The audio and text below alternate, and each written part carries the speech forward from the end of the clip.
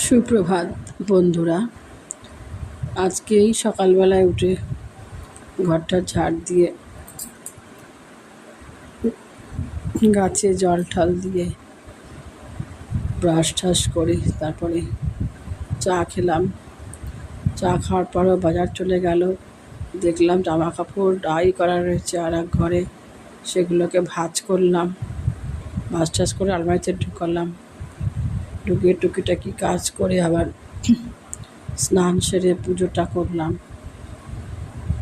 পুজো সেরে আবার টিফিনের ব্যবস্থা করতে হবে, সেই টিফিনটা তৈরি করলাম। রবিবারই জেনারেলি এটা ওটা বানাই, এমনি দিনে আর হয় না, কারণ শনিবারও অফিস থাকে, আমারও পড়াতে যেতে হয় স্কুল ছুটি থাকলেও, তাই সেভাবে ব্রেকফাস্ট সেরকম হয় না। কোনো রকমে কোনো কিছু বানিয়ে নিই শনিবারটা, রবিবারটা একটু বানাই, সেটাই কিছু না কিছু বানাই, সেটা দেখানো হলো। চাও করি বা লুচি পরোটা রুটি, যখন যেরকম আর কি পারি করি।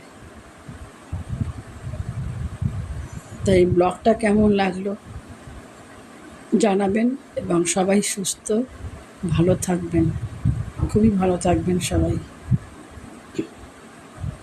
আর আমার চ্যানেলটিকে একটু সাবস্ক্রাইব করে দেবেন, কেমন?